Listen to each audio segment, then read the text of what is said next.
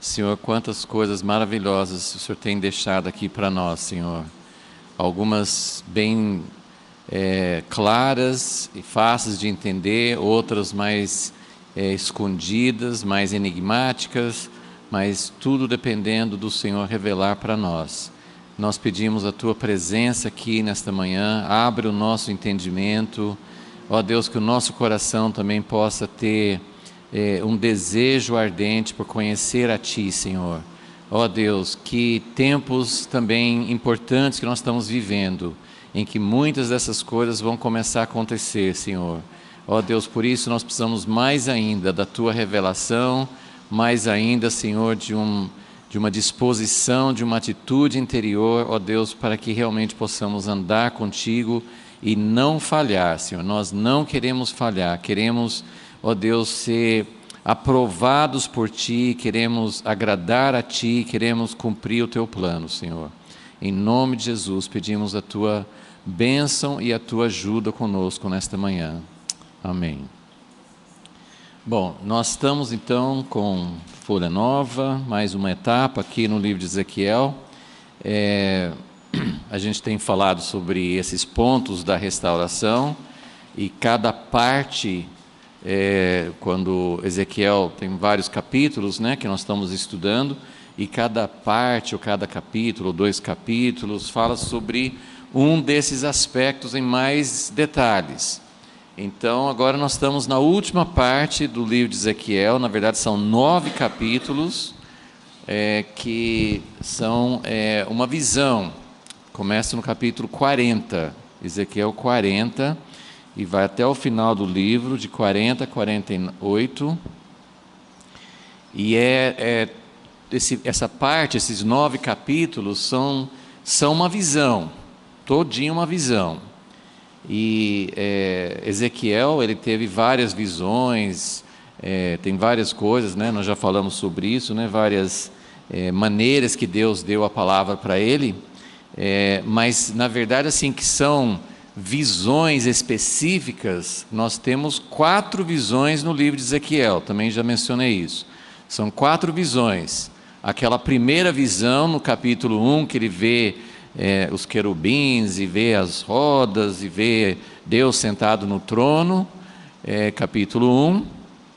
Depois tem uma visão que nós vamos voltar um pouquinho nela hoje também, que é de capítulo 8 a 11 de Ezequiel, que ele está lá no cativeiro e Deus o leva no espírito para Jerusalém, numa época que ainda Jerusalém não tinha caído, não tinha sido destruída por Babilônia. Essa foi a segunda visão de Ezequiel. Foi quando Deus mostrou para ele todas as abominações, todas as coisas erradas que estavam acontecendo dentro do templo, e mostrou depois até o anjo do Senhor saindo para trazer juízo sobre a casa de Deus. Essa foi a segunda visão. A terceira é aquela que a gente estudou há pouco tempo, que é o Vale dos Ossos Secos, Ezequiel 37. Então também foi uma visão, Deus levou para um vale, viu todos aqueles ossos.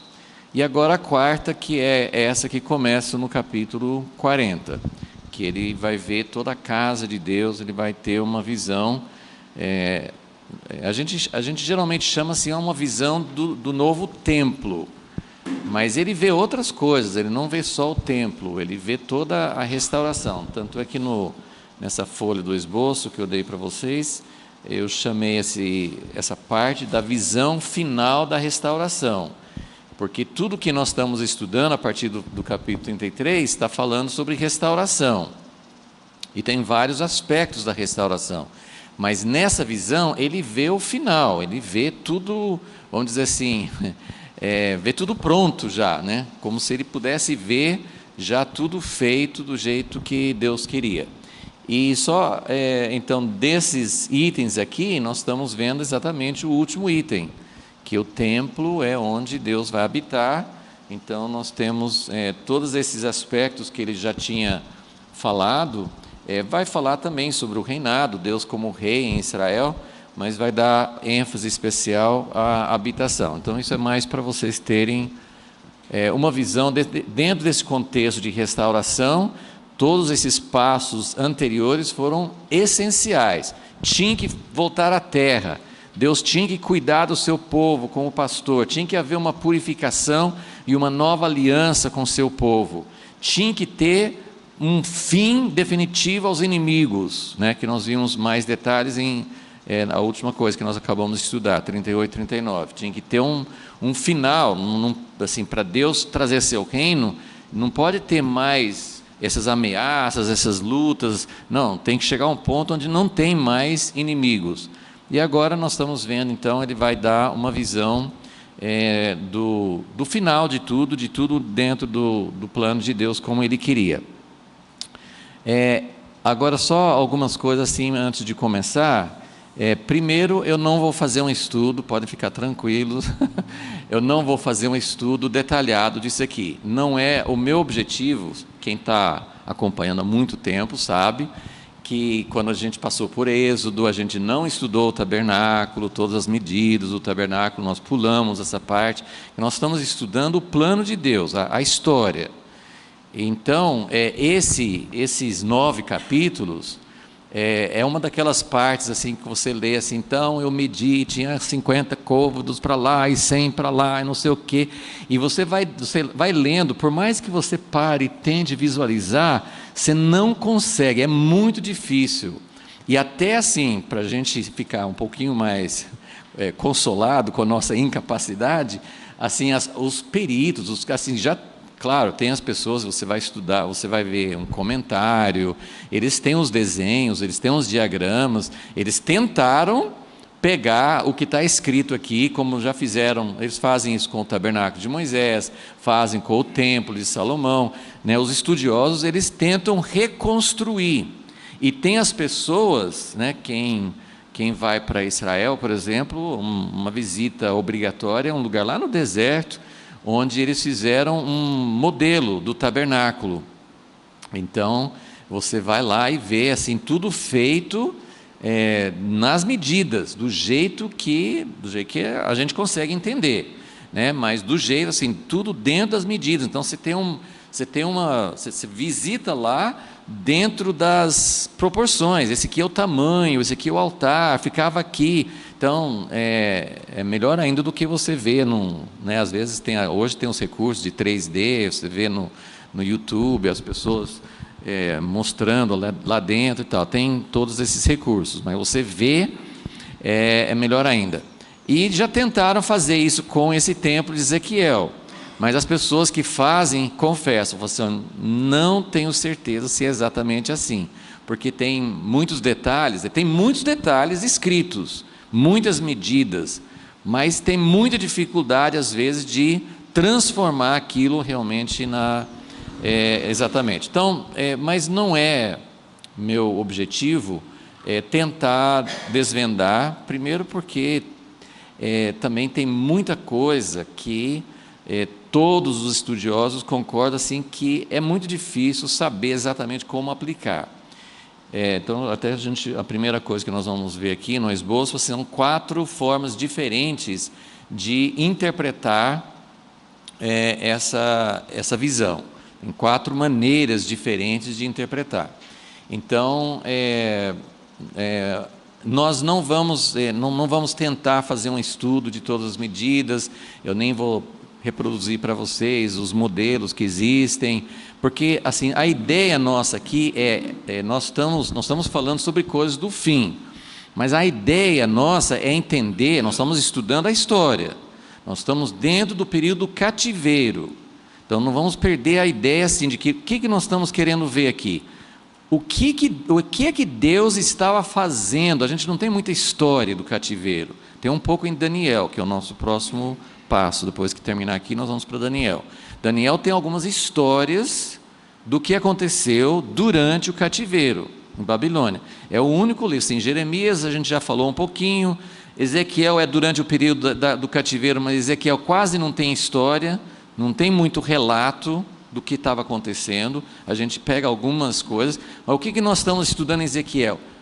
Durante o cativeiro, o que Deus estava falando? O que Deus estava, como é que Ele estava tratando com o seu povo? O que estava acontecendo nesse período do cativeiro. Esse é o nosso objetivo. Então, o que eu vou fazer agora? Nesses 9 capítulos, eu só vou pegar alguns destaques e a gente vai discutir algumas coisas para a gente entender, pelo menos tentar entender alguma coisa sobre o porquê dessa visão. O que Deus deu essa visão para ele? Então, isso é um ponto. O outro ponto, antes de começar, Ezequiel é um livro muito cronológico. Alguns profetas, assim, é muito fora de ordem cronológica e às vezes não tem data. Jeremias, Isaías, às vezes você não consegue nem saber exatamente quando aquela profecia foi dada. Ezequiel, ele é muito organizado nesse sentido. O livro tem uma ou duas coisas que saem um pouquinho fora da sequência cronológica, mas de maneira geral é um livro bem organizado, cronologicamente. A gente não sabe se foi o próprio Ezequiel que organizou assim, porque sempre tinha outras pessoas que pegavam os escritos e organizavam. Então, a gente não sabe exatamente mas provavelmente, Ezequiel provavelmente era uma pessoa organizada. Tem pessoas organizadas e tem pessoas não organizadas. Então, parece muito organizado. As profecias ele fala tal ano e segue na sequência. Nós já mostramos que Ezequiel foi para o cativeiro antes de Jerusalém ser destruída. Então nós temos, desde o início do livro até o capítulo 24, me parece, nós temos assim as profecias que foram dadas antes de Jerusalém cair. Depois tem uns capítulos que ele fala sobre outros países, que foi durante o cerco a Jerusalém, os 3 anos mais ou menos, que Babilônia estava cercando Jerusalém. Nesse período, Ezequiel estava profetizando contra outras nações. E aí, a partir do capítulo 33, que é a parte que nós estamos estudando com mais detalhes, foi quando veio o mensageiro falando assim: Jerusalém caiu. E até demorou bastante tempo, quase 1 ano depois que Jerusalém caiu, é que o mensageiro chegou lá. Não tinha notícias, não tinha rádio, não tinha televisão, não tinha celular, então eles não recebiam notícias instantâneas. Então, mas a partir desse capítulo 33, quando veio a notícia, Jerusalém caiu, acabou aquela esperança errada que eles tinham, de que não, nós estamos no cativeiro, mas não vai durar, e Jerusalém não caiu, e Deus não vai nos abandonar, porque Jerusalém é promessa de Deus, e tem o templo, e tem o descendente de Davi, e tem as alianças de Deus, e Deus não vai permitir. Isso é muito sério, porque apesar de tudo isso ser verdade, que Deus fez uma aliança, Deus não protegeu Jerusalém, pelo contrário, a mensagem dele era assim: vocês pecaram e eu vou castigar. Mas a partir do momento que Jerusalém caiu, aí nós temos esses capítulos de restauração, ok? Então aí você tem uma data, né? Quando, acho que eram 12 anos, né? 12 anos de cativeiro, quando Jerusalém caiu. Então, olha aqui, no versículo, Ezequiel 40, versículo 1, só para vocês entenderem aqui, a época que essa profecia foi dada, essa visão foi recebida. Fala assim, começa assim: no 25º ano do nosso exílio. Ele sempre conta isso, né? No primeiro capítulo, ele começa com 5 anos depois do exílio. Durante os primeiros 5 anos, ele não estava recebendo essas comunicações de Deus, então ele ficou 5 anos no cativeiro sem receber nada, e aí ele vai contando, né? No 5º ano, no 6º ano, no 9º ano, etc., né? E quando Jerusalém caiu, foi no 12º ano. Agora nós estamos no 25º ano do cativeiro, do exílio. E aí ele até fala, 14 anos depois que a cidade foi conquistada. Então, isso nos posiciona. Todos esses capítulos que nós acabamos de estudar foram dados, pelo menos até onde a gente sabe, foram dados, essas revelações, essas profecias, foram dados mais ou menos no ano que eles ficaram sabendo que Jerusalém caiu. Então, isso significa que tem um espaço de 14 anos entre a última profecia, Ezequiel 38, 39, e os capítulos anteriores, foi tudo mais ou menos na mesma época. Então, 14 anos de silêncio e aí Deus dá essa visão. Então, tudo isso é para você entender um pouquinho sobre o contexto quando isso foi dado. Então, Deus deu muitas palavras que nós estudamos nas últimas semanas, muitas palavras sobre restauração, sobre vários aspectos. Ele foi entrando em vários aspectos da restauração, mas agora ele vai dar uma visão, e é a maior visão de todas, é uma visão muito detalhada, e aqui também só uma observação. Eu acho que quando ele estava na visão, ele não estava com caneta e papel na mão.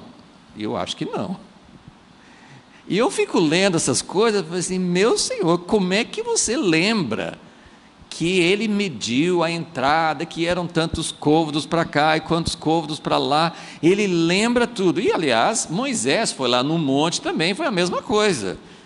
E Deus ainda ficava falando, Deus fala com Moisés e Deus fala com ele aqui. Ele fala assim, olha, eu vou te mostrar, vou levar você vai ver toda essa visão da cidade, do templo, você vai ver uma visão muito detalhada. Agora, Ezequiel, chamava ele de filho de homem, filho do homem, preste atenção em tudo que eu vou te mostrar, e tudo que você vai ouvir, porque você tem que relatar tudo. Eu ia falar desde o início, Deus ou me dá um gravador, ou escolhe a outra pessoa, porque como que eu vou lembrar todos esses detalhes? E foi o que ele falou com Moisés. Ele falou assim, Moisés, eu vou te mostrar todo o modelo do tabernáculo, para você fazer. E Deus falava assim, sério com ele, veja que você faça tudo de acordo com o modelo que eu te mostrar. Então, era assim, você não pode errar. Você não pode errar por 1 milímetro, você não pode confundir os materiais, você não pode colocar um móvel no lugar errado, você tem que ver tudo, todos os detalhes, porque eu quero que você faça. Tem as medidas dos pregos, tem os materiais, tem tudo, que Deus mostrou para Moisés, e aqui também tem muitos detalhes. Então, isso é uma das características principais. Então vamos falar só rapidinho sobre essas 4 interpretações, que estão na sua folha, para a gente entender. Não sei se tem alguma outra opção que não está aqui, mas pelo menos essas são 4 maneiras possíveis de interpretar, e às vezes até Deus usa, a gente pode até imaginar que mais de uma possa ser correta. Algumas aqui a gente pode descartar, porque até já passaram na história. Então, lembrando que Ezequiel está no cativeiro, faz 25 anos, porque na verdade os 70 anos de cativeiro não conta a partir da queda de Jerusalém, conta a partir de quando eles foram a primeira turma foi para o cativeiro. Então, se é 25 anos, então faltam ainda 45 anos para terminar o cativeiro. Mas eles estão no cativeiro e Deus vem prometendo, vocês vão voltar para a terra, eu vou renovar minha aliança, eu vou voltar a habitar no meio de vocês. Então, claro que teria que ter um templo novamente, teria que ter um templo novamente. Então, a primeira opção aqui é que essa visão que Deus deu para Ezequiel seria o templo que eles deveriam construir quando voltassem de Babilônia. Essa é a primeira opção. Só que a gente já sabe que não é, ou eles erraram, ou não era essa a intenção que Deus tinha, Mas essa primeira, sim, é que era o templo que Zorobabel, que é aquele grupo que voltou no livro de Esdras, que eles deveriam ter construído. Isso a gente entende que não é. Esse templo, ele tem muitas semelhanças, mas ele não tem as mesmas medidas, ele não é igual. O templo de Salomão já era diferente do tabernáculo em tamanhos, mas o templo seguiu o mesmo padrão. Esse templo de Ezequiel também tem muita coisa que é dentro do mesmo padrão, mas não é igual, e é muito maior. O templo de Salomão já era muito maior do que o tabernáculo, mas esse templo de Ezequiel é muito maior ainda. E, inclusive, eles falam que, assim, uma das ideias assim, de que ele não dá, muita gente acha que nem dá para aplicar isso literalmente, porque ele não cabe na geografia de Jerusalém, ele não cabe no monte do templo, ele está fora das proporções, tá? Então, nesse primeiro a gente entende que não seria correto. O segundo é aquela ideia que a igreja tem usado por muitos anos, de que tudo que tem no Antigo Testamento precisa ser interpretado com simbolismo, que é só um símbolo, não vai acontecer isso literalmente. E se você conversar com muita gente, assim, não é só pessoas que nunca estudaram, não tem noção, tem uma ideia, não, tem gente estudiosa, gente que é fiel na palavra, que, né, estuda e busca o entendimento, e que entende até mesmo essas coisas que a gente está falando. Eu devo sempre mencionar que não é consenso de todo mundo. Aliás, provavelmente o que eu estou falando assim, sobre o cumprimento dessas profecias de uma parte mais literal, é uma minoria da igreja hoje que acredita dessa forma. A grande maioria não acredita, acha que, assim, até mesmo quando fala em Zacarias que os pés de Jesus vão descer sobre o Monte das Oliveiras, tem muita gente que acha que não é literal. Tem nada de Monte das Oliveiras, não é Jerusalém, não é. Então, existe uma ideia assim de que tudo que tem no Antigo Testamento foi dado, e tem os textos que falam um pouco sobre isso, né? 1 Coríntios fala assim, tudo foi dado para nossa instrução, mas dá a ideia assim de que, assim como eles passaram no Mar Vermelho, agora para nós é batismo, né? Eles tinham o pão do céu, mas o pão do céu agora é Jesus. Então tem essa aplicação, né? E eu tenho falado, eu tenho mostrado assim, que tem as duas aplicações, tem a aplicação literal e tem a aplicação mais simbólica ou espiritual para a igreja. Mas tem muitos que acham assim, que não tem nada a ver com o cumprimento literal. Então, tudo que Ezequiel está recebendo aqui é apenas um simbolismo, é um simbolismo, e que está falando não de alguma coisa que vai ser edificado, que não vai ter isso tudo a gente tem que aprender como interpretar simbolicamente, se referindo à igreja. Tem um site que eu gosto de consultar em inglês, né?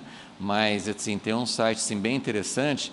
É uma pessoa que eu não sei se ele nega a possibilidade de cumprir literalmente, mas até assim, desses irmãos do Bucafé, Estância Árvore da Vida, assim, eles são muito ligados, assim, tinha Watchman Nee, que escreveu muitos livros, ele não escreveu quase livro nenhum, mas o pessoal pegou as palestras dele e transformou em livros. Então tem o Watchman Nee, que é um autor muito conhecido, né? Recebeu muitas revelações de Deus, e tinha um contemporâneo dele que era Witness Lee. E Witness Lee que começou esse grupo de igrejas que hoje nós temos aqui no Brasil, aqui no Bucafé, a Estância Árvore da Vida, tem muitos países do mundo, mas Witness Lee, né, já falecido também, mas ele ficou muitos anos nos Estados Unidos. A minha família, né, antes da gente vir para o Brasil, a gente se juntou. Eu contei uma experiência, acho que domingo passado, né, de como eles se reagiram contra as coisas do batismo no Espírito Santo, assim e tal. Era quando o Witness Lee estava chegando nos Estados Unidos e começou o que deveria ser uma unidade de comunidade, uma unidade das igrejas. Só que depois acabou virando, como infelizmente a maioria vira, assim, um movimento, uma denominação.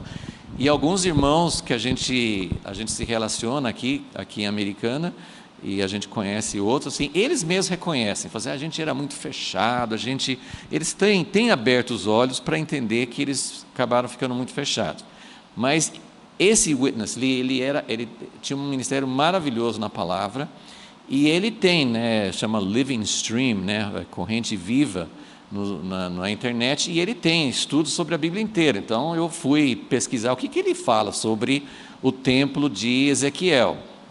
E ele faz, assim, eu nem entrei muito nos pormenores, como eu falei, não é minha intenção aqui, mas ele entra em tudo, ele fala das medidas, ele fala das portas, e ele interpreta tudo espiritualmente. Então isso, Jesus é a porta, de que forma que é a porta, o altar. Então ele vai pegando, e são coisas muito interessantes. Eu a minha opinião, eu colocaria esse número 2 como algo válido, mas não como a única opção. Eu acho que assim, Deus iria dar todos esses detalhes, mas nada disso vai ser uma realidade, assim como tantas outras coisas no Velho Testamento. Eu entendo que realmente Deus vai cumprir suas promessas, suas alianças com o povo de Israel, mas essa aplicação para o templo espiritual, e são muitas coisas, como o tabernáculo, né? Muitos já viram estudos sobre o tabernáculo de Moisés, os materiais, essa cobertura, as peles, não sei, de cabra, de não sei o quê, cada coisa tem um significado, e é maravilhoso você ver isso, né? Não é o meu forte, não é assim, aquilo que eu mais pesquiso ou procuro entender. Eu gosto de entender esse aspecto assim, da história, do plano de Deus, né? Que é aquilo que Deus fala mais comigo sobre isso. Então, essa segunda parte, o templo espiritual, é uma parte a considerar. Terceira opção, volta assim a uma literalidade, e como isso nunca aconteceu até agora, aí uma das maneiras de entender esse templo seria, não, esse templo vai ser construído, porque lembra de tudo que nós estamos estudando até aqui. Quando que já está acontecendo o retorno à terra, mas não aconteceu plenamente ainda. Quando que vai ter esse novo coração, essa nova aliança? Nós já temos o princípio da nova aliança, mas ela não se completou ainda. Então a gente tem visto essa visão de Ezequiel da restauração, a gente percebe que não se cumpriu quando o povo voltou de Babilônia. Não se cumpriu plenamente, era muito parcial. Aí veio Jesus, né? A gente já mostrou em outro diagrama, né? Como que Ezequiel viu. Está aqui.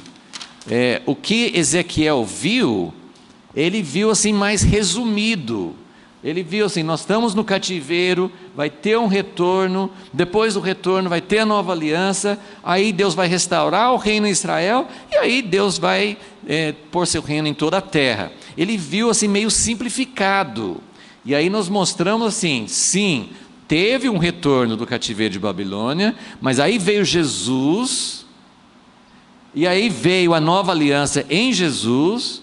Só que depois veio todo esse período de 2 milênios da igreja, do tempo dos gentios. Aí vai ter já tem havido, mas não completou, um outro retorno, que os judeus foram dispersos, né, nesse período aqui, né? Então está havendo já um outro retorno. Esse retorno, aí vai ter o novo homem, que é judeus e gentios fazendo parte de um só corpo no plano de Deus. E aí vai completar a nova aliança, e aí volta aqui que vai ter a restauração de Israel e tudo que Ezequiel viu. Então é aquela mesma ideia assim, de que os profetas viam a vinda do Messias. Jesus veio em 2 etapas, virá na segunda ainda, né? Ele veio uma vez e vai voltar, mas os profetas não entendiam isso, eles viam na distância e era meio embolado. Por isso que agora nós estamos olhando essa sequência, e estamos vendo que essas coisas que Ezequiel viu eram coisas que ainda vão acontecer. Por isso nós entendemos que o número 3 é uma opção viável, porque quando é que esse templo vai ser construído? Agora, tem muitas confusões, né? Assim, tem gente que acha que o anticristo, antes da volta de Jesus, vai construir um 3º templo, mas aí vai ser destruído quando todas as nações vierem contra Israel, aí no milênio vai construir um 4º templo, porque o 3º templo, que seria uma possibilidade até para nossa geração, os judeus, muitos judeus ortodoxos, muitas pessoas lá, estão fazendo planos para a construção do 3º templo. Eles têm muita coisa preparada, mas eles não estão pensando no templo de Ezequiel. Eles estão pensando em reconstruir um templo de acordo com o padrão de Salomão. Eles não estão pensando nessa visão aqui. E aí, será que vai construir um terceiro templo, no tempo do anticristo? Tem muitas teorias sobre isso, eu não sei dizer. São coisas que a gente tem que ter muita abertura, muita humildade, nunca pensar que a gente já sabe tudo que vai acontecer. Nós não sabemos, vai ter muita surpresa. A única coisa que eu tenho certeza é que Jesus vai voltar, que vai ter muita surpresa. A gente vai dizer assim: uau, está escrito nas Escrituras, mas eu não consegui entender. Está lá. A minha sensação é que as coisas vão se encaixar, mas hoje a gente não consegue montar o quebra-cabeça, não consegue. Mas existe essa possibilidade. Existe a possibilidade de ter um terceiro templo antes da volta de Jesus, e existe a possibilidade de que esse templo de Ezequiel vai ser construído no milênio. São possibilidades. Eu não sei muito, a gente não pode ter muita certeza sobre isso. E o número 4 aqui, ele volta um pouco no sentido do número 2, porque assim, ele volta a falar assim, é uma outra opção mais parecida com a segunda, só que a segunda essa é uma descrição da igreja agora, de como Deus quer a igreja, e o número 4 não, essa descrição é uma descrição simbólica. Essas coisas, o número 4, ele admite algumas coisas literais, mas ele vai dizer assim, isso que tem coisas que não vão acontecer de uma forma literal. Então, por exemplo, acho que a parte desses 9 capítulos que todo mundo conhece mais é o capítulo 47, que fala do rio que sai do trono de Deus, que começa batendo nos tornozelos, depois vai no joelho, depois vai, até encobrir, aquele rio que sai do trono de Deus. Isso pode ser uma descrição literal de um rio que vai sair? Pode ser, mas pode ser uma coisa simbólica também, né? Enfim, a gente não sabe muita coisa, mas a ideia do número 4 é assim, não vai acontecer isso literalmente no milênio, mas isso aqui é uma descrição de como é o reino de Deus e como que vai ser o reino eterno. Então, na verdade, todas essas opções deixam um pouco a desejar, não se encaixam perfeitamente, talvez menos o número 1, que já passou, não tem jeito de voltar atrás, mas os outros 3, talvez cada um tenha um pouquinho de verdade, tá? Então, não sei se eu consegui confundir todo mundo e deixar todo mundo sem saber o que pode ser, mas a ideia é essa mesmo, né? Nós não sabemos, vale a pena a gente ler e estudar, vale, mas eu acho que o mais importante é a gente pegar esses destaques principais. Então, é o que nós vamos fazer com a ajuda de Deus. Então, o primeiro, nós vamos ler, hoje talvez assim, a primeira no capítulo 40 mesmo, e depois nós vamos para o capítulo 43. Hoje acho que nós vamos conseguir fazer isso.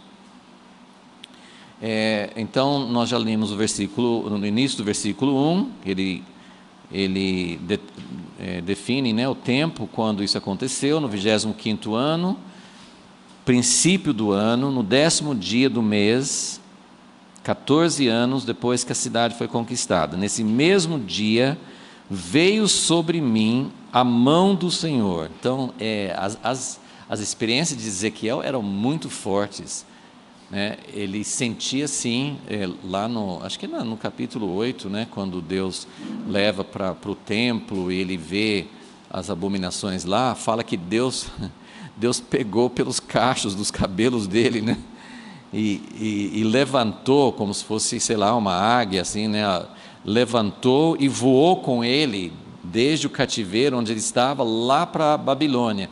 Então ele tinha assim uma experiência, era como ele estivesse indo mesmo, fisicamente, ele ia para lá na visão, e ele via as coisas com muito detalhe, com muita realidade, não era um sonho, era uma coisa assim muito vívida, muito forte. Então a mão do Senhor veio sobre mim e me levou para lá. Em visões de Deus, me levou à terra de Israel, porque ele não está em Israel, então me levou para a terra de Israel.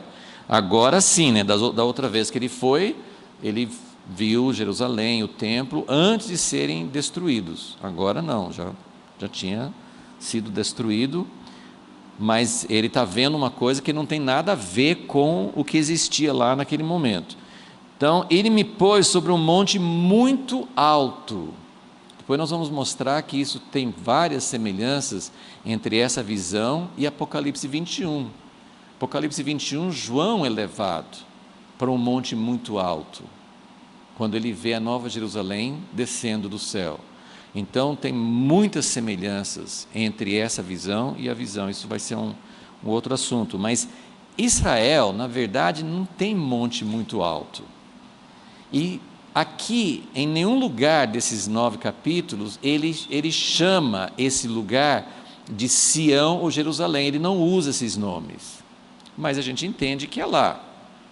Só que essa é uma parte que leva a gente a imaginar que possivelmente essa visão não vai se cumprir, pelo menos em todos os detalhes, de uma forma literal. Tem várias razões para isso, mas no final dos 9 capítulos, ele dá a divisão das 12 tribos, ele divide toda a terra de Israel, mas ele faz uma divisão.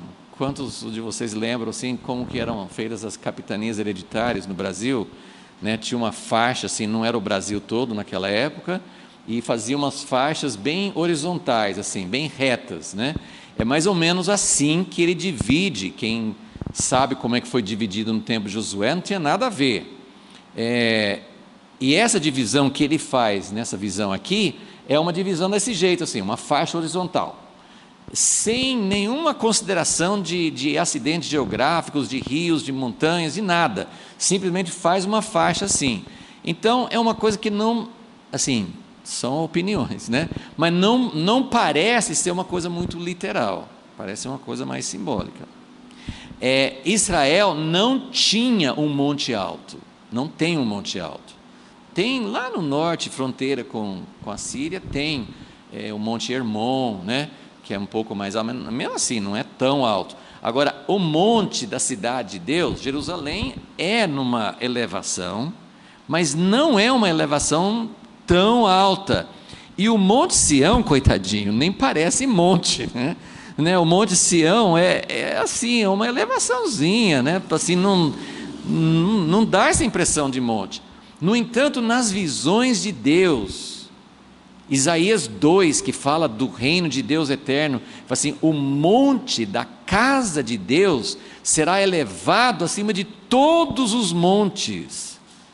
Então, ou vai ter uma mudança, que é possível, gente, é muito possível. A descrição da volta de Jesus em Zacarias 14, que é uma descrição muito vívida, dá a impressão que é muito literal.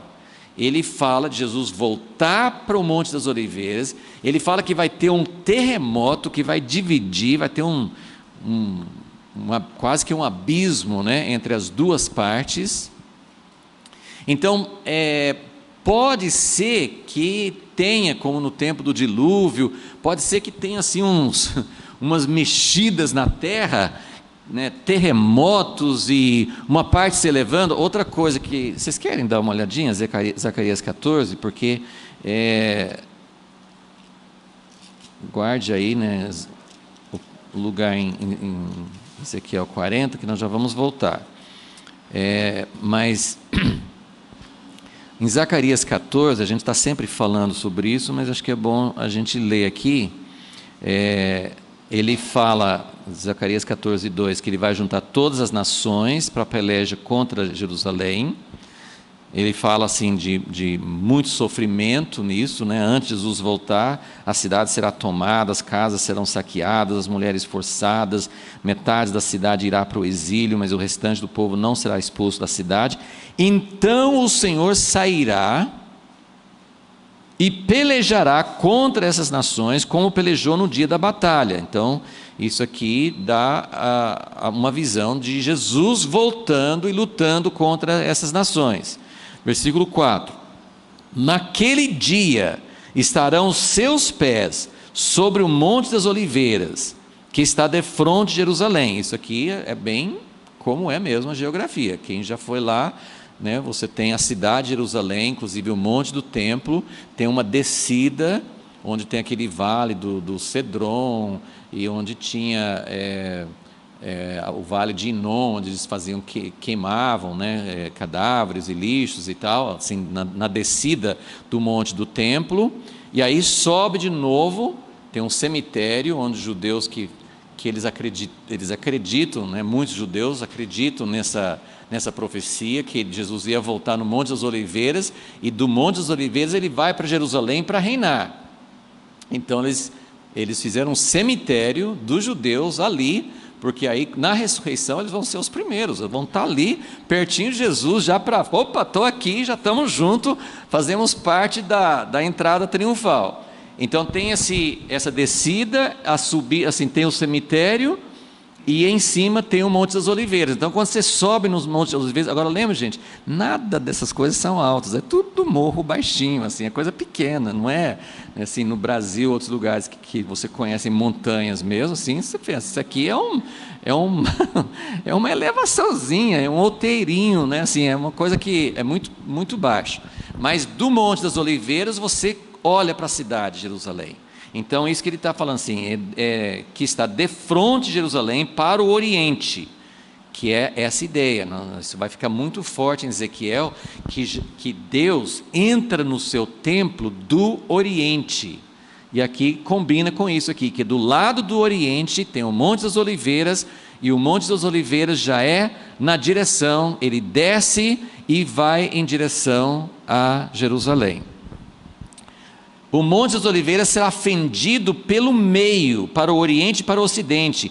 Haverá um vale muito grande, metade do monte se apartará para o norte e metade para o sul. Então aqui você tem um cataclismo, né? Assim, um terremoto, um negócio que vai mudar a geografia até, né? E aí ele fala que, versículo 7, será um dia singular, não vai ter dia nem noite. Mas eu queria que você, versículo 9 fala: o Senhor será rei sobre toda a terra, naquele dia, um será o Senhor, um será seu nome. Eu pulei o versículo 8, que fala das águas vivas, que combina com a visão de Ezequiel, né? Águas vivas. Aqui fala que metade vai para o mar oriental e metade para o mar ocidental. O que é o mar ocidental e o mar oriental? O mar ocidental é o mar Mediterrâneo, que é o que nós chamamos de mar mesmo, né? E o mar oriental é o mar morto.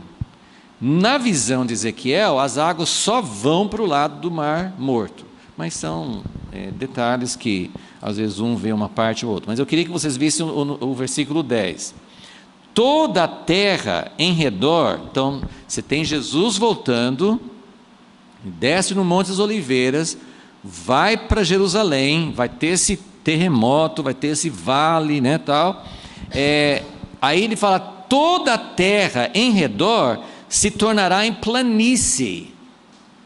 Então parece que vai mudar, ou isso é figurado, ou vai mudar a geografia, porque ele fala: toda a terra em redor se tornará em planície, desde Geba até Rimon, ao sul de Jerusalém, e ela, Jerusalém, será exaltada. Então é como se Deus fizesse uma mudança geográfica, e toda a terra em volta se torna uma terra mais baixa, e Jerusalém é elevada, é exaltada. Então, como falei, ou isso é figurado para mostrar que o reino de Deus, o trono de Deus está acima de todos os outros tronos. E o que Deus fala, assim, em Isaías 2, né, tem outros lugares que falam que o monte da casa de Deus será elevado sobre todos os outros montes. Eu não acho que isso precisa ser literal, ficar mais alto, mas a ideia é assim: o monte representa o governo. Então o monte da casa de Deus, o governo de Deus, será mais exaltado que todos os outros governos, ok? Então isso só para a gente ter um pouco de ideia. Então, voltando para Ezequiel 40.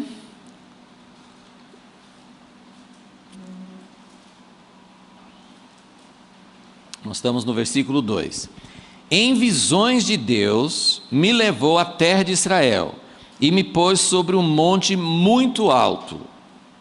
E sobre ele, para a banda do sul, havia uns como edifícios que pareciam uma cidade. Ele me levou para lá e vi que um homem, cuja aparência era como a de bronze, estava em pé na porta, tendo na mão um cordel de linho e uma cana de medir. Gente, essa figura aparece várias vezes nas Escrituras. Daniel, né, tinha visões e tinha um homem ou medindo ou explicando, né, Deus mandava. Às vezes, é aquela história do anjo do Senhor no Antigo Testamento, que às vezes pode ser um anjo, mas muitas vezes no Antigo Testamento, quem almoçou com Abraão, né, o livro fala muito sobre isso, muitas vezes era o próprio Jesus. E a descrição que dá, às vezes, desse homem que acompanhava, você vai achar esse homem no livro de Daniel, você vai achar no livro de Zacarias, e você vai achar no livro de Apocalipse, né? E muitas vezes com essas coisas de medir. Por que Deus é tão encanado com medidas, né? Por que Ele dá tanta importância? Por que Ele quer saber? E isso nos dá uma ideia da perfeição de Deus. E isso é uma das coisas que nós queremos mostrar, assim, uma das ênfases. O que eu vou pegar nesses textos de Ezequiel, eu vou pegar esses lugares onde Deus fala com Ezequiel. Por que eu estou te dando essa visão? Por que eu estou te dando essa visão? Então, a ideia você precisa contar para o povo de Israel, e você precisa mostrar que o que eu estou te mostrando, o que eu estou revelando aqui, não é aquilo que vocês fazem. O templo de Deus não é bagunçado, não é qualquer jeito, não é assim, vamos fazer assim, porque a gente não tem, aqui fica melhor, é mais fácil, sabe, os construtores que pegam uma planta e fazem umas adaptações na planta para facilitar, porque é mais prático. Não, as coisas de Deus são muito bem medidas, tudo de acordo com medidas, as medidas têm significados. Então, esse anjo, ou o próprio Jesus que estava acompanhando, às vezes fica meio em dúvida qual que mas ele tem esse acompanhante durante toda a visão. Esses 9 capítulos, esse homem está sempre perto dele, às vezes explicando, mas a maioria das vezes ele está medindo. Então, a ideia assim, de medir é que tudo que Deus faz é perfeito, e nós precisamos entender que nós não somos capazes de edificar a igreja como Deus quer, mas Ele lá no cativeiro, nós também, num certo sentido, estamos no cativeiro ainda, estamos olhando para o que nós fizemos da igreja, e estamos dizendo: Deus, mostra-nos a visão, porque aquilo que o Senhor vai fazer, Ele vai fazer. Na verdade, para Moisés, Deus falou com Moisés: você tem que fazer tudo. Em nenhum lugar Deus fala com Ezequiel: vocês têm que fazer esse templo. É interessante isso. Ele não fala. Ele fala: preste atenção, conte tudo. Mas ele não fala: vocês têm que fazer. Pode ser uma dica, né? De que isso que Deus está falando aqui é algo que Ele vai fazer. A nova Jerusalém que desce dos céus, algo assim. Isso aqui vai ser algo que Deus começa a fazer com a gente, mas não é que assim, nós estamos aqui vivendo na bagunça e Jesus vai voltar e de repente tudo vai se transformar, né, sobrenaturalmente. Mas existe um aspecto em que o que nós fazemos não é adequado. Então ele fala, ele tem esse homem que tem o cordel de linho e uma cana de medir. E é interessante que depois ele vai explicar que o côvado que ele usa não é o côvado que eles usam, é o côvado mais uma palma de homem, né? Então, assim, é um côvado especial de Deus. Até o padrão da medida é um pouco diferente. Agora o versículo 4. Disse-me o homem. Então, agora assim, até então ele está sendo levado por Deus numa visão, e agora esse homem que tem essas coisas de medir vai falar com ele. E é aqui que eu já mencionei, né? Filho do homem, vê com teus olhos ouve com teus ouvidos e põe no teu coração tudo o que eu te fizer ver, pois para isso foste aqui trazido. Anuncia à casa de Israel tudo o que vires. Então essa é a primeira explicação que nós temos do porquê essa visão. Ainda não está muito claro, ele vai falar outras coisas mais na frente, mas ele está dizendo assim, ó, eu vou te mostrar tudo e você precisa falar isso, tudo que você está vendo, você precisa levar e contar para o povo. O povo precisa ver, e a ideia, já vamos para o capítulo 43, mas a ideia é que o que Deus faz em perfeição é muito diferente daquilo que nós fazemos. Então, a ideia é assim, nós precisamos ficar envergonhados, né? Deus tem uma coisa tão perfeita e nós estamos achando que podemos fazer uma coisa tão relaxada para Deus, e, né, é mais ou menos essa ideia que ele quer passar. Mas no capítulo 43, a gente não vai, talvez, chegar ao final desse texto aqui, porque agora no capítulo 43, eu vou ler uma parte aqui, depois nós precisamos voltar e ver onde que isso começou. Essa visão, ela vai complementar essa outra visão que Ezequiel teve lá 19 anos antes. Ezequiel teve uma visão que ele foi para Jerusalém e viu as abominações no templo, antes do templo ser destruído. Mas vamos ler aqui primeiro para a gente entender o contexto. Então, nesses 3 capítulos que eu estou pulando, o resto de 40, 41 e 42, ele vai falando de um monte de medidas. Ele vai medir, né? Tem o átrio, tem a parte de fora, tem os muros.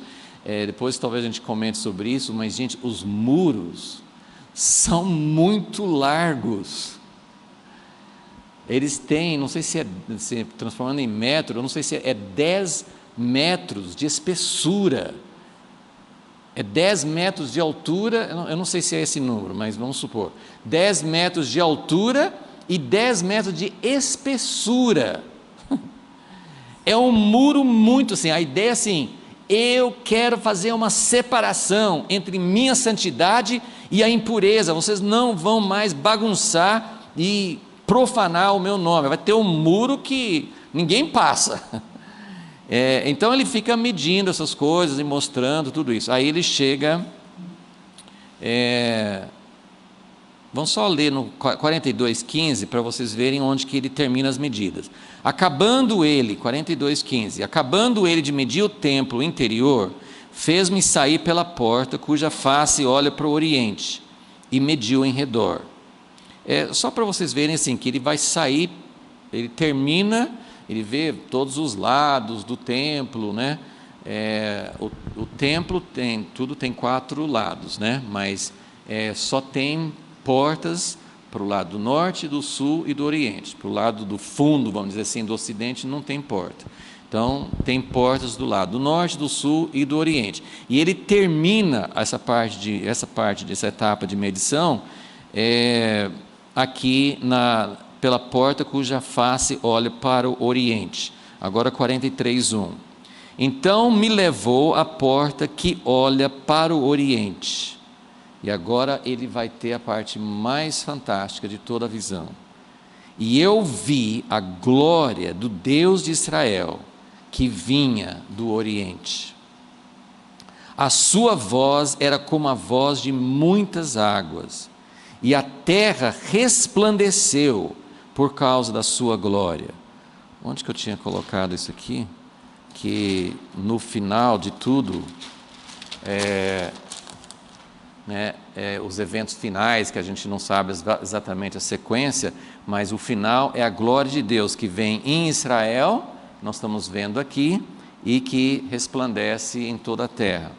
Então a terra resplandeceu por causa da sua glória. O aspecto da visão que tive era como o da visão que eu tivera quando Deus veio destruir a cidade. E essa parte que eu vou só relembrar rapidamente daqui um pouquinho. É como a que tive junto ao rio Quebar. caí com o rosto em terra.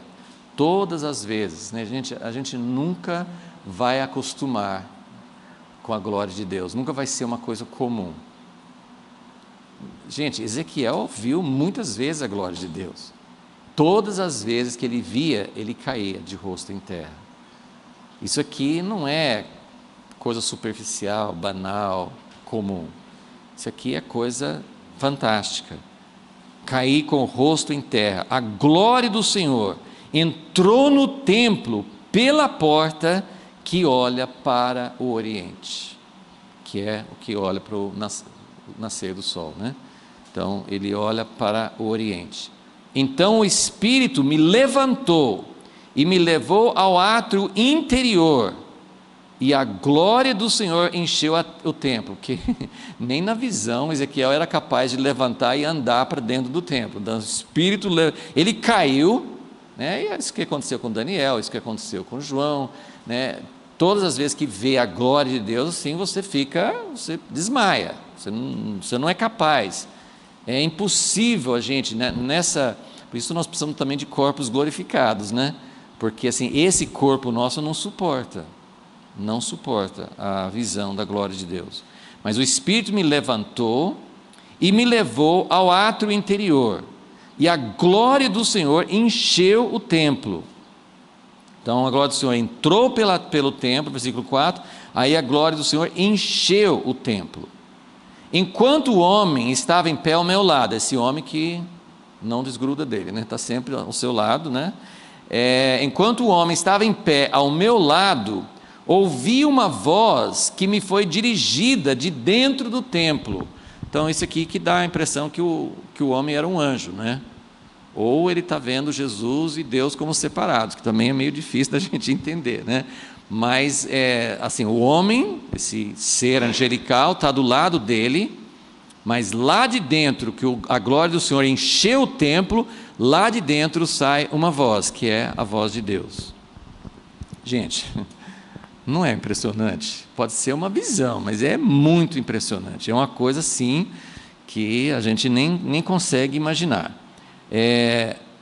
Ouvi uma voz, e versículo 7, disse-me: Filho do homem, este é o lugar do meu trono, o lugar das plantas dos meus pés.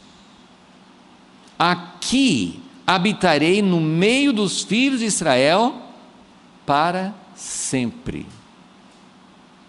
Os da casa de Israel não contaminarão mais o meu nome santo, nem eles, nem os seus reis, com as suas prostituições, com os cadáveres, algumas traduções falam monumentos, né? Com os cadáveres dos seus reis, nos seus altos, pondo o seu limiar ao pé do meu limiar, a sua ombreira junto à minha ombreira, havendo uma parede entre mim e eles. Contaminaram o meu santo nome com as suas abominações que faziam, por isso eu os consumi na minha ira. Agora lancem eles para longe de mim a sua prostituição e os cadáveres dos seus reis, e habitarei no meio deles para sempre. E aqui no versículo 10 ele vai falar com muita clareza, acho que é o texto mais claro em todos esses capítulos, que fala por que ele está dando essa visão para Ezequiel. Tu, ó filho do homem, mostra à casa de Israel este templo, para que se envergonhe das suas maldades. Sirva-lhes ela de modelo, e envergonhando-se eles de tudo o que fizeram, faz-lhes saber a forma desta casa, a sua figura, as suas saídas, as suas entradas, todas as suas formas, todos os seus estatutos, todos os seus dispositivos e todas as suas leis. Escreve isto aos seus olhos, para que guardem todas as suas instituições e todos os seus estatutos e os cumpram. Esta é a lei do templo, sobre o cume do monte, todo o seu contorno em redor será santíssimo. Esta é a lei do templo. Então, o que a gente tem visto várias vezes é que Deus está falando de uma solução definitiva. Até então, Deus tem trabalhado com a nação de Israel, Ele tem trabalhado com a igreja. Nós fizemos igualzinho Israel, nós deturpamos, colocamos idolatria, misturamos as coisas. Em outros lugares, nós vamos ver outros textos, em outras aulas, que ele vai falar assim: vocês misturaram tudo, vocês não foram santos, vocês não separaram entre o santo e o profano, vocês fizeram uma contaminação, e eu não vou admitir mais, agora vai ser permanente. Então, esse é o objetivo de Deus, de mostrar o templo para Ezequiel. Até que ponto que tudo isso vai ser literal, a gente não sabe. Vai ser no milênio, isso fala da igreja, isso fala do reino eterno, a gente não sabe todos os pormenores. Mas uma coisa é muito clara, ele está mostrando isso, e nós precisamos pedir a Deus ajuda, porque para nós, ele fala assim, versículo 11, mostra a forma da casa, a figura, as saídas, as entradas. Eu olho essas coisas assim, os portões, as medidas assim, parece que não traz esse impacto. O que ele quer dizer é assim: mostra como tudo é perfeito, mostra essas medidas, mostra como eu estou fazendo tudo dentro de um padrão muito sério, para separar a minha santidade de todas as contaminações. Ele quer que isso impressione.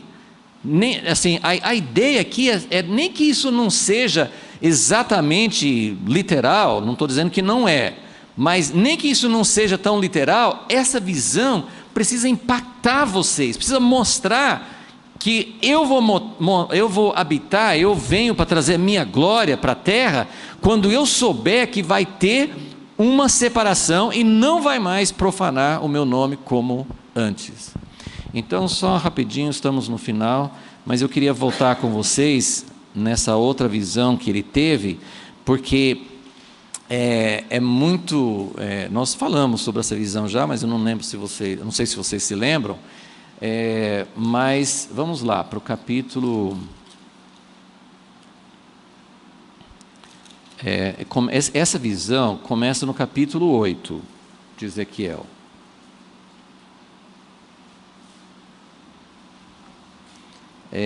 No versículo 1, ele fala no 6º ano. Então nós estamos no 25º, ou seja, faz 19 anos que ele teve essa outra visão, ok? No 6º ano, estando sentado na minha casa, os anciãos assentados diante de mim, ali a mão do Senhor Deus caiu sobre mim. Aí no versículo 2 ele vê uma semelhança com uma aparência de fogo, desde os seus lombos para baixo, fogo, dos seus lombos para cima, como resplendor, como brilho de âmbar.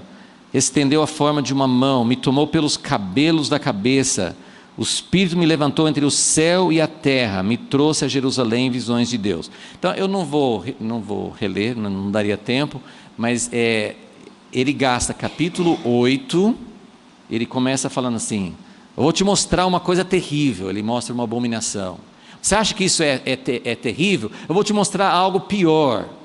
E aí ele vai para o capítulo 9, né, e ele fala assim, no final do versículo do capítulo 8, né, ele fala assim, que o povo fez muita violência, muita abominação, ele vai ter que julgar mesmo. E aí no capítulo 9, ele conta como eles vão marcar as pessoas que suspiram por causa das abominações, porque quem não tem a marca de Deus vai ser morto, né? E aí ele tem assim, capítulo 9 fala do juízo na casa de Deus. Aí eu queria te mostrar para vocês então no capítulo 10, versículo 4, ele tem essa visão como no capítulo 1, ele vê os querubins, essa ideia assim dos querubins, é como se fosse um trono carruagem, né? Assim, um trono com rodas, os querubins estão por baixo, e tem o trono em cima, e os querubins vão levando a presença de Deus para onde ele vai. Então é como uma carruagem que é um trono. Essa é a visão que ele teve no capítulo 1, e agora ele vê assim, no capítulo 10, ele vê o firmamento, ele vê os querubins, né? E no versículo 4, então se levantou a glória do Senhor de sobre o querubim, e foi para a entrada da casa. Então, se você seguir isso, que a gente não tem tempo de fazer toda a leitura, mas se você seguir, ele está falando sobre as abominações na casa de Deus, e a partir desse versículo 4, 10, versículo 4, ele mostra que a glória de Deus vai saindo. E assim, além das tristezas das abominações, além da tristeza das pessoas que morrem por causa do juízo de Deus, tem a tristeza terrível de pensar que a glória de Deus vai embora, abandona a casa de Deus. Então, aqui no versículo 4, ele foi para a entrada da casa. Encheu-se a casa de uma nuvem, o átrio se encheu do resplendor da glória do Senhor. Aí, versículo 18: então saiu a glória do Senhor da entrada da casa, saiu, e parou sobre os querubins, e os querubins alçaram suas asas, se elevaram, e quando saíram acompanhados pelas rodas, pararam à entrada da porta oriental. Então, eu estou mostrando isso para dizer assim, que o que ele viu 19 anos antes, que Deus estava saindo da sua casa, e que Deus ia permitir juízo sobre a casa de Deus, e depois disso que vem todas essas visões de ossos secos, porque o próprio povo fala assim, acabou, Deus foi embora, Deus permitiu a destruição, nós estamos no cativeiro, acabou, não tem mais esperança. E aí ele fala assim, não, tem esperança, eu vou restaurar, mas vai ser uma restauração sem possibilidade de contaminar de novo. Mas aqui ele está descrevendo essa saída. Então eles pararam à entrada da porta oriental da casa do Senhor, e a glória do Deus de Israel estava no alto. Então Deus está subindo. Capítulo 11 agora, aí ele fala aqui, versículo 22, 11, 22, então os querubins elevaram as suas asas, as rodas os acompanhavam, a glória do Deus de Israel estava no alto, a glória do Senhor se alçou desde o meio da cidade e se pôs sobre o monte que está a oriente da cidade. Vocês estão vendo que agora inverte tudo. Então, nesse momento é a saída. Ele sai do interior do templo, vai para a entrada do templo, vai para a entrada da cidade, aí ele sai da cidade e vai para esse monte que fica ao oriente. E o que nós vimos, voltando para Ezequiel 43, ele viu exatamente o contrário. Ele viu a glória vindo do oriente, do lugar para onde foi para o oriente, agora está voltando do oriente para a casa de Deus. Então, essa visão, nós vamos terminar aqui, mas essa visão é a visão de Deus restaurando tudo que foi perdido, e muito mais, porque na verdade o que Deus vai fazer nesse templo é muito mais do que tinha feito no templo anterior, né? A glória de Deus. Então é uma visão, toda essa visão é muito séria, porque eu não sei em que ponto que nós estamos, não sei exatamente o que Deus vai fazer na sua casa.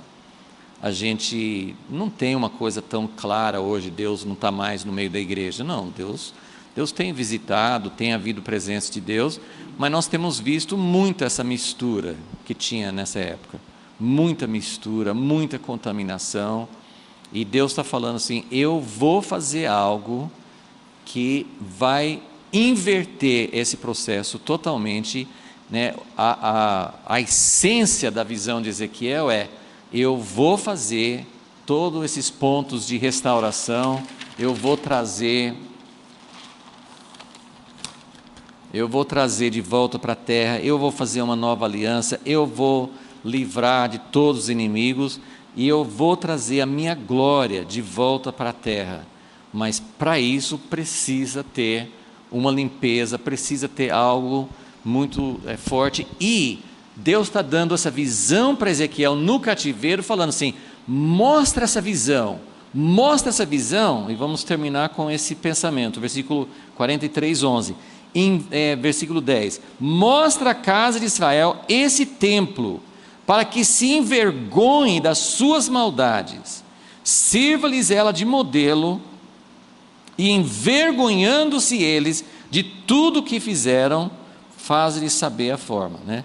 Então, pelo menos isso nós temos como uma coisa clara, que Deus está querendo que a gente se envergonhe daquilo que nós temos feito, do que nós fizemos com a casa de Deus, e que nós tenhamos uma visão. Deus vai fazer algo, mas Ele vai fazer caprichoso, Ele vai fazer de acordo com as medidas, Ele vai fazer, depois que Ele fizer essa preparação, vai ter que ter uma preparação muito boa.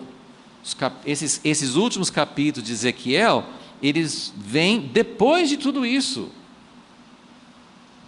Então a gente precisa assim, para que Deus faça essa casa, e traga essa casa, e habite nessa casa, e realmente isso possa ser uma realidade, então tudo isso precisa acontecer antes. Eu não sei se dá para ficar animado ou desanimado, né? Mas é animado porque Deus vai fazer, né? Isso vai fazer. Agora, é sério, porque a preparação tem uma parte dolorosa no meio, né? E Deus precisa fazer isso, e a atitude nossa é sempre: Deus, eu quero que o Senhor corte em mim, para que eu não precise ser cortado, né? Eu quero que o Senhor faça um corte dentro de mim, porque essa separação entre o puro e o impuro, essa mistura da santidade de Deus com as impurezas humanas, está dentro de nós. Então, isso precisa ser resolvido. Senhor Deus, nós estamos olhando para essa visão, queremos ter a mesma sensação, o mesmo efeito. Nós queremos que o Senhor produza em nós essa visão de como é a tua casa, de como é a tua natureza, de como vai ser quando a tua glória encher a casa. Mas do jeito que nós estamos, nós não suportaríamos a vinda da tua glória. Por isso, Senhor, nós pedimos: Senhor, faça o que é necessário, faça a purificação, faça, ó Deus, a separação, trabalhe em nossas vidas, ó Deus, prepara o caminho, porque nós queremos esse reino maravilhoso, nós queremos essa cidade santa, nós queremos essa visão sendo realidade, ó Deus, para que realmente não tenhamos mais, assim como o Senhor falou, não quero mais essa mistura, nós também queremos dizer o mesmo para o Senhor. Nós não queremos mais a mistura, nós queremos sair fora disso, e pedimos, ó Deus, que o Senhor nos ajude, porque sozinhos somos incapazes, ó Deus, de chegar nem perto do padrão que o Senhor tem. Mas nós queremos esse padrão perfeito, queremos as medidas exatas, queremos que o Senhor faça tudo conformar-se com a tua perfeição. Pedimos isso e clamamos em nome de Jesus. Amém.